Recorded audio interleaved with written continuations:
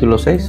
Aquellos hombres, entonces, viendo la señal que Jesús había hecho, dijeron: este verdaderamente es el profeta que había de venir al mundo. Pero entendiendo Jesús que iban a venir para apoderarse de él y hacerle rey, volvió a retirarse al monte solo.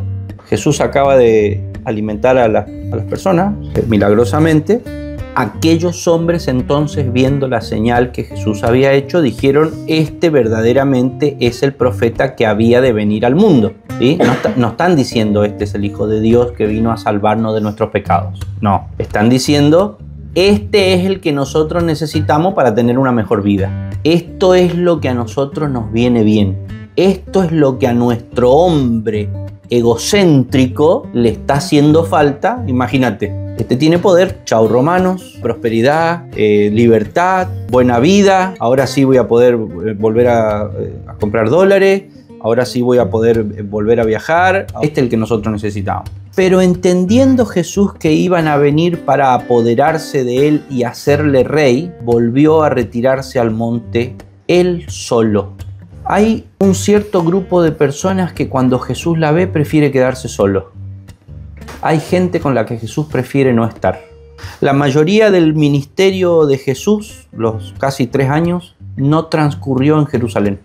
Jesús se aleja de la gente que le falta el respeto, de la gente que le dice lo que él tiene que ser, que no lo deja ser lo que él es, y le dice: no, a ver, flaco, escúchame una cosita. ¿Vos para qué te pensás que Dios te dio esos poderes que vos tenés? ¿Vos para qué te pensás que sos Dios? ¿Para que yo siga sufriendo? ¿Quién te has creído? ¿Que vos vas a tener esos poderes y yo voy a seguir acá en este mundo sufriendo? Baja un cambio. Vení y ponete las pilas, ¿sí? Que acá la estamos pasando muy mal. Eso que yo estoy diciendo, hermanos, es la falta de respeto que se le comete a Dios continuamente. Y por eso la gente se tiene que ir al infierno. Entonces, estas personas que querían ser salvas porque estaban tan centradas en sí mismas, que de la misma manera que quieren parar de sufrir acá, también quieren parar de sufrir allá. O sea, no quieren pasarla mal acá y tampoco la quieren pasar mal allá. Quieren que Dios se ocupe de su bienestar. El problema es que ese bienestar anhelado es el producto de una naturaleza pecaminosa. Entonces no es en realidad bienestar lo que desean, porque bienestar es estar en la presencia de Dios. Bienestar es lo que teníamos antes de caer. Es un bienestar caído. Si yo quiero ese bienestar caído, porque soy caído, y para mí el bienestar es sexo, drogas y rock and roll, porque eso es la caída, ¿sí? Y yo quiero ese bienestar. Pero un día me predican el evangelio y yo descubro que ese bienestar solamente lo puedo tener con Jesús. Solamente Dios puede darme bienestar. Y yo sigo siendo caído. Entonces, cuando Dios habla de bienestar y yo hablo de bienestar, los dos estamos usando la misma palabra, pero estamos hablando de cosas distintas. Porque Dios me ofrece un bienestar que es: y esta es la vida eterna, que te conozcan a ti. Y yo le digo: yo el bienestar que quiero es el que está basado en mi naturaleza caída, que no tiene que ver mucho que ver con conocerte a vos, tiene más que ver con conocer las playas. Ahí me doy cuenta que ese Dios a mí no me sirve. ¿Qué hago? Fabrico un ídolo, fabrico otro Dios, fabrico otro Jesús. Uno que no tenga reflectores para iluminar que mis obras son malas. Y cuando fabrico ese Jesús, fabrico una iglesia, que es la iglesia de ese Jesús, fabricado por mí. Entonces el Jesús es falso, la iglesia es falsa, los que están adentro de la iglesia son falsos, y los que vienen a la iglesia también son falsos, porque si vienen... Y tenemos que hablarle a esas personas la verdad. Es un panorama complicado. Es el mismo que vivió Jesús. Él cayó en ese escenario y tuvo que hablar la verdad. ¿Cómo le decís a gente que no quiere ser salva por las obras de Jesús, sino que quiere ser salva por sus propias obras? ¿Saben por qué quieren ser salvos por sus propias obras? Porque las de Jesús los hacen morir a ellos mismos. En cambio, las obras de ellos no los hacen morir a ellos mismos. Ellos pueden seguir viviendo con su vida de obras malas, pero las tapan con una alfombra de obras buenas. Entonces no necesitan la justicia de Cristo, porque tienen la suya propia, que es una justicia acomodada que les permite tener debajo de la alfombra sus obras malas. Entonces yo me preguntaba a mí mismo, tengo que llevar a cabo esta tarea. Tengo que decirle a las personas que el cristianismo no es un conjunto de buenas obras, no es un estilo de vida. El cristianismo no es un estilo de vida, porque los fariseos tenían un estilo de vida y no eran cristianos. El cristianismo es una naturaleza que te es dada, porque el estilo de vida cristiano, el ritualismo, el sacramentalismo, las buenas obras, sin esa naturaleza te lleva al infierno. El cristianismo es una naturaleza que te es dada. Como producto de tener esa naturaleza, vos haces las buenas obras, vas a la iglesia, etc. Pero hay un problema de el orden de los factores. Hemos agarrado los factores que están más adelante y los hemos puesto al principio. Dijimos, el cristianismo es una vida religiosa. No, a ver, la vida religiosa está en la ecuación, pero no está al principio, está después. La vida religiosa es el producto de la naturaleza. El primer factor de la ecuación es la naturaleza. Bueno, perfecto. Ahora tenemos que enseñar eso. ¿Cómo se lo enseñás a las personas? Porque vos no podés salir a las calles, a las redes sociales, a decirle a las personas que se hagan cristianas, pero no depende de ellas. ¿No lo pensaron eso? Yo, como tengo que predicar bastante seguido, pienso, yo sé que la salvación no es por obras. ¿Cómo predico? Sin decir nunca la frase, tenés que hacer tal cosa. Porque cuando yo digo, tenés que hacer tal cosa, es una obra. Pero yo sé que al decirle a la persona, tenés que hacer tal cosa, estoy induciendo a la persona a una salvación por obra. Porque la persona, ¿qué va a pensar? Entonces lo que me estás diciendo es que si yo hago esto, soy salvo. Y sí, es lo que te estoy diciendo. Cuando yo digo, para ser salvo tenés que creer en Jesucristo y arrepentirte de tus pecados, yo sé que la persona que se arrepienta y ponga su fe en Jesucristo para ser salvo, va a ser salva, pero porque se va a haber podido arrepentir y va a haber podido poner su fe en Jesucristo, porque por la gracia de Dios ha sido regenerada, obteniendo la vida espiritual que viene de arriba, que lo capacita para arrepentirse y creer. Pero yo no le puedo hablar de todo eso a la persona, porque ¿para qué le voy a hablar de eso si eso no tiene que ver con la persona? La persona lo que tiene que hacer es arrepentirse y poner su fe en Jesucristo. Entonces es como que yo te estoy mirando a vos y te estoy diciendo, mirá, para ser salvo, ahí ya empezamos mal, porque ya estoy, cuando yo te digo para ser salvo, ya lo que estoy haciendo es, ¿viste cuando se mueren y le reaniman el corazón? Te tocan para que reacciones. Estoy apelando a tu naturaleza caída. ¿Vos querés ir al infierno o querés ir al cielo? ¿Qué me va a contestar? Una persona egoísta, caída, que quiere el bien para el bienestar, ¿qué me va a contestar? Entonces yo estoy apelando a tu egoísmo para que vos te acerques a Dios. Nadie me va a decir que no. Hermano, yo no estoy llegando a ninguna conclusión. Simplemente estoy tratando de que ustedes piensen en todas estas cosas para que después, dentro de varias clases, lleguemos a cómo tenemos que predicar el Evangelio. Pero suponete que yo te digo, ¿vos querés ser salvo? ¿Querés irte al infierno? No, querés ser salvo. Entonces, sí, perfecto. Número 1, apelé a tu egoísmo, a tu egocentrismo. Usé tus bajos instintos egocéntricos para que vos aceptes el Evangelio. Y después agarro y te digo, bueno, tenés que aceptar a Cristo en tu corazón. Vamos a suponer que soy medio que escuché a MacArthur, que escuché a Calvino, que soy medio reformado, entonces ya no voy a usar la paupérrima frase tenés que aceptar a Cristo en tu corazón, y en su lugar, como soy requete contra reformado, te voy a decir, tenés que arrepentirte y poner tu fe en Jesucristo, lo cual ya me convierte en Calvino 2. O sea, ¿sabés lo que te acabo de decir? ¿Sos egoísta y querés salvarte del infierno y irte al cielo? Sí, me decís vos. Bueno, muy bien. Hay 2 obras que tenés que hacer. Arrepentirte y poner tu fe en Jesucristo. O sea, lo que acabo de decir es, te felicito por ser egoísta, hacé obras y te salvás.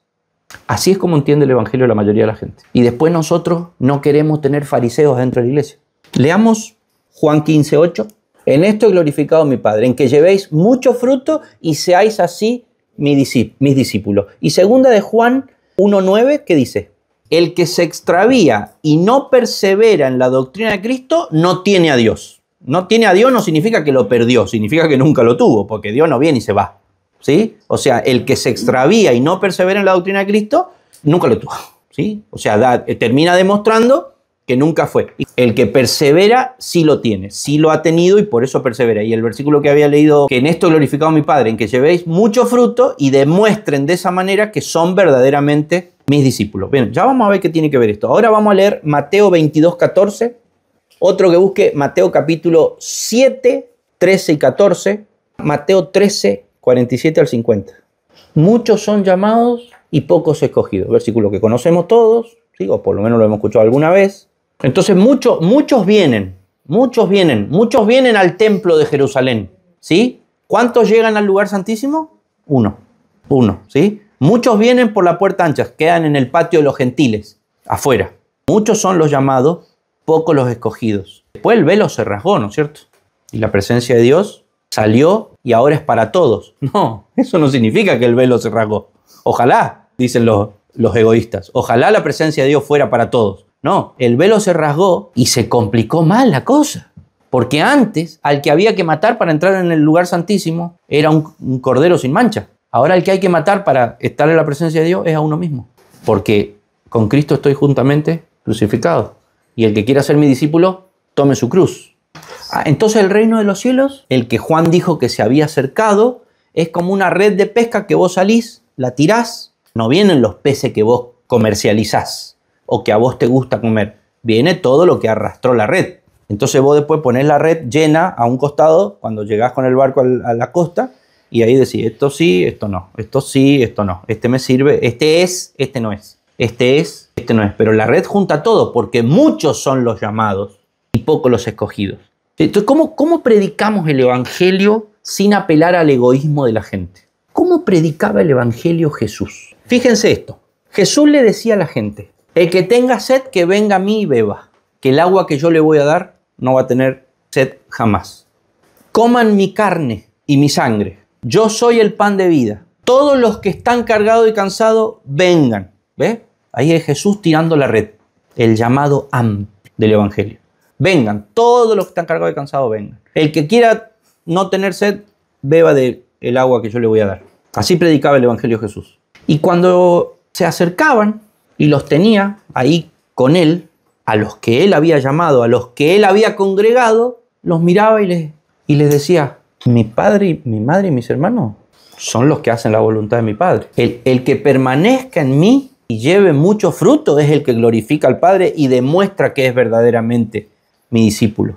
Yo puse acá, la iglesia debe evangelizar con un llamado general, una red que levanta de todo, pero luego, en el momento del discipulado, de la santificación, cuando la red llegó a la costa, Dios, por medio de su palabra aplicada por el Espíritu Santo, comienza el proceso de selección.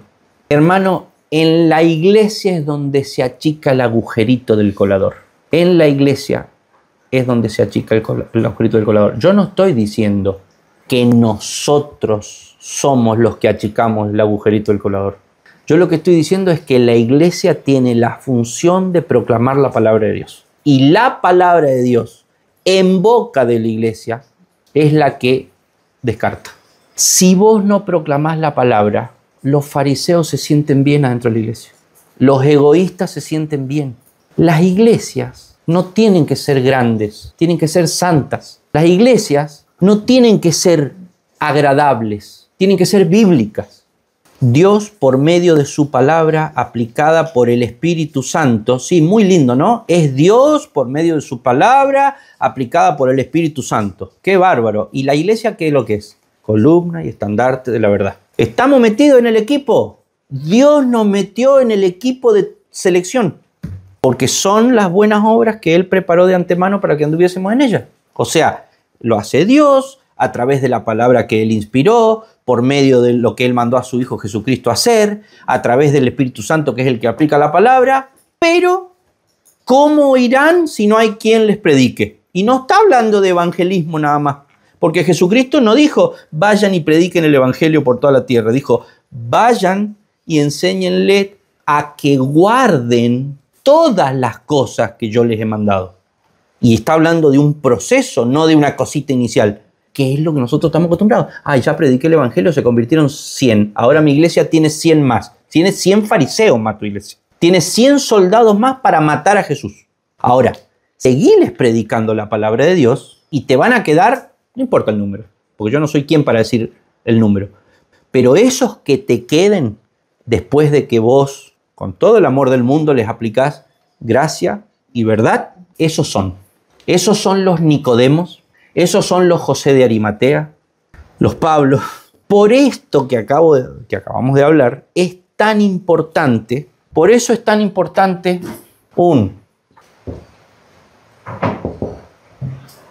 ¿Por qué es importante un alto concepto de Dios? Porque establece un estándar de santidad al que nos exponemos, entonces queda claro nuestra incapacidad. O sea, cuando tenemos un alto concepto de Dios, vemos su santidad y nos pasa lo de Isaías. Decimos, no, yo no puedo llegar a eso.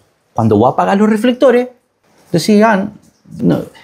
Cuando yo tengo un bajo concepto de la santidad de Dios, porque no soy bíblico, porque voy a una iglesia que no profundiza en la palabra de Dios, que no tiene una buena doctrina, que no tiene una buena teología, entonces cualquier chancho parece ovejita. ¿Me entendés? Por eso necesitamos tener un alto concepto de Dios. Cuando una iglesia predica un alto concepto de la santidad de Dios, ¿qué dice Juan 3:18? No quieren venir a la luz los fariseos, porque sus obras son malas. ¿Se puede vivir el evangelio realmente? ¿Puede haber una iglesia verdadera con cristianos verdaderos que son más que personas llevando una vida religiosa? ¿Podremos ver una iglesia compuesta mayoritariamente por personas que demuestran el carácter de Cristo? ¿O estamos agarrando la red con todo lo que pescó la red y vinimos y la sentamos en la banca de la iglesia y dijimos, cante y diezme y cállese la boca? Claro, vos traés la red a la iglesia con todo lo que pescó, salmón y bagre juntos. Lo sentaste en la banca de la iglesia. Si querés hacerlo cantar y diezmar, mirá, hermano, hacelo cantar y diezmar. No hay problema. Pero después, predicale la palabra de Dios con un alto concepto de Dios. Segundo punto, un alto concepto de la Escritura significa que vos predicás todo el consejo de Dios y con una sana doctrina. No predicás lo que se te ocurre a vos. No abrís la Biblia y decís, a ver qué me está diciendo Dios acá. ¿Saben las reuniones sentadas que yo tengo en donde abrían la Biblia y decía, para vos, ¿qué quiere decir ese versículo? ¿Qué me importa lo que quiere decir para vos ese versículo? No me interesa nada lo que quiere decir para vos ese versículo. Quiero saber qué es lo que quiere decir Dios en ese versículo. Y si vos no sabés decirme lo que Dios quiere decir en ese versículo, sentate, ponete a estudiar. Imagínate que si vos tenés una iglesia en donde vos predicás desde la palabra de Dios, porque tenés un alto concepto, en alta estima la palabra de Dios, predicás la santidad de Dios. Claro, empezás a prender las luces y los fariseos empiezan a decir, ay, no me alumbres acá que tengo un pelo. Ay, no me alumbres acá que tengo una obra mala que no quería que se viera. Ay, no me alumbres mi corazón. No me claves el cuchillito. Van a salir como rata por tirante. Y ahí se empieza a depurar la novia de Cristo. Quedan menos. Pero ¿no le dijeron a Jesús en Juan 6, Señor, son pocos los que se salvan? Juan capítulo 6. Son pocos los que se salvan. Y sí, más vale. Hermano, cuando ustedes vean una iglesia grande, y esto no es una regla lo que estoy diciendo, pero es algo para tener en cuenta. Cuando ustedes vean una iglesia que crece rápidamente, puede ser un avivamiento, pero también puede ser una mentira. Pueden ser las dos cosas. No quiero establecer una regla lineal que iglesia grande, iglesia falsa. No estoy diciendo eso, ¿sí? Han habido avivamientos, hay iglesias grandes que son iglesias sanas, pero estoy hablando de lo otro, de eso que se predica, que dice, no, que van a venir multitudes. Yo quiero multitudes. Yo no tengo problema. Yo no tengo problema con tener una iglesia que tenga más habitantes que lo que hay en Monte Carlo. No tengo problema. Que agrandar las estacas, ¿viste el versículo ese que todas las iglesias dicen que ensancha las estacas? Es una forma de decir, den más diezmo porque queremos agrandar el local. Entonces, ¿vos qué haces? Vos predicás todo el consejo de Dios, punto 2. Predicás un alto concepto de la santidad de Dios. Las personas se ven en la santidad de Dios y dicen, ay de mí que soy hombre de labios impuros y habito en un pueblo de labios impuros. Y van saliendo y van quedando los que tienen que quedar. A los que tienen que quedar, escuchen, porque viene el punto 3. A los que tienen que quedar o a los que quedaron hasta el momento, vos le decís, vamos, dale, tenés que crecer en santidad, ocupados en vuestra salvación con temor y temblor, dale. Entonces la gente te dice, sí, yo quiero crecer. ¿En qué sirvo? En tu casa. Ah, pero en mi casa tengo un problema. ¿Cuál? No te puedo. ¿Cómo que no? Tengo un problema. ¿Qué problema tenés tú? Mi señora. ¿Qué? Mi señora. ¿Qué problema tenés? Está mi señora. Ah, ese problema lo tenemos todos, hermano.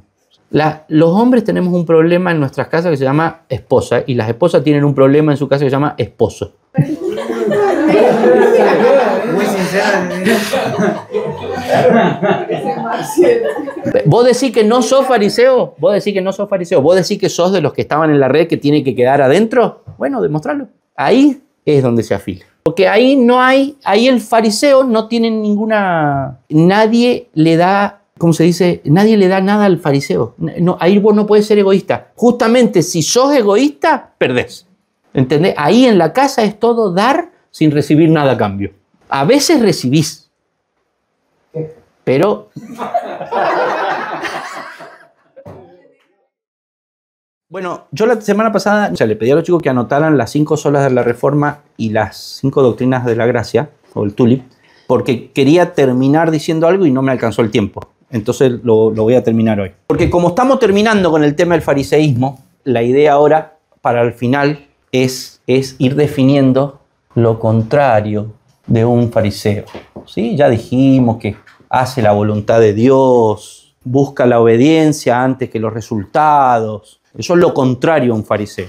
Entonces, a mí me gustaría definir lo contrario de un fariseo, o sea, qué es un cristiano, pero ¿se podrá definir qué es un cristiano usando las 5 solas de la Reforma y las 5 doctrinas de la gracia? Si yo puedo hacer una definición de cristiano, que sería un cristiano, o sea, lo contrario a un fariseo, usando las 5 solas de la Reforma y las 5 doctrinas de la gracia, entonces directamente ya la definición pasa a ser responsabilidad de Lutero y Calvino y de todas las confesiones y credos posteriores a la Reforma. Entonces yo anoté una definición que está basada en las 5 solas de la Reforma y las 5 doctrinas de la gracia. Para los que no las tienen tan presentes, las 5 solas de la Reforma son: sola Escritura, la Biblia es la única regla infalible de fe y práctica, la autoridad de la Escritura está por encima de la tradición humana. Esto sería lo que habíamos notado antes, el punto 2, un alto concepto de la Escritura. La segunda sola es sola fide, solo por la fe. La justificación, o sea, el ser declarados justos ante Dios, es solamente por la fe, no por obras. La tercera sola es sola gratia, o sea, solo por gracia. La salvación es un regalo inmerecido de Dios, no depende del mérito humano. La cuarta sola es solo Christus, o sea, solo Cristo. Jesucristo es el único mediador entre Dios y los hombres. La salvación viene solo por su obra redentora. La quinta sola es soli Deo gloria, que es solo a Dios la gloria. Toda la gloria por la salvación, la vida y la creación es para Dios y no para el hombre ni para ninguna institución. Dicho por mí, el centro del universo es Dios, no nosotros. Y los 5 puntos del calvinismo o las doctrinas de la gracia son: la primera es depravación total o depravación radical o corrupción radical. Significa el pecado ha afectado todas las partes del ser humano. El hombre por sí solo no puede buscar a Dios ni salvarse. La segunda doctrina de la gracia es elección incondicional o elección soberana. Dios elige desde la eternidad a aquellos que serán salvos, no por algo bueno en ellos, sino por su voluntad soberana. La tercera doctrina de la gracia es expiación limitada o redención particular. Cristo murió eficazmente para salvar a los elegidos. Su muerte garantiza la salvación de aquellos por quienes murió. Cuarta doctrina de la gracia, gracia irresistible o gracia eficaz. Cuando Dios llama eficazmente a alguien a la salvación, esa persona no puede resistirse porque el Espíritu Santo cambia su corazón. Y quinta y última doctrina de la gracia, perseverancia de los santos o preservación de los santos. Los verdaderos creyentes perseverarán o serán preservados por Dios hasta el final. Dios los guarda y no pierden su salvación. Entonces, en base a eso, yo anoté la siguiente definición de antifariseo. Las letras de los 5 números son las 5 solas y las 5 letras son las doctrinas de la gracia.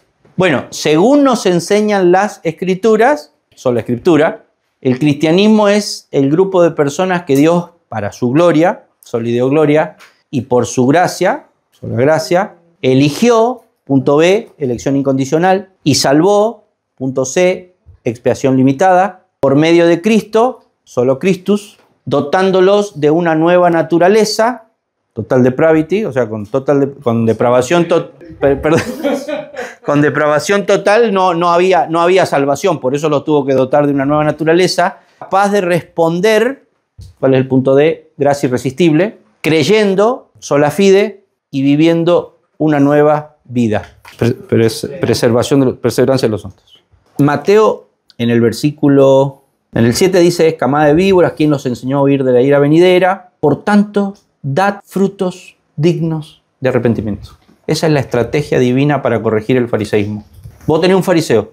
Por X motivo, el tipo un día empieza a dar frutos dignos de arrepentimiento. Listo, solucionaste el problema del fariseísmo. Chao, fariseo. Empezó a dar frutos dignos de arrepentimiento. Chao, fariseo.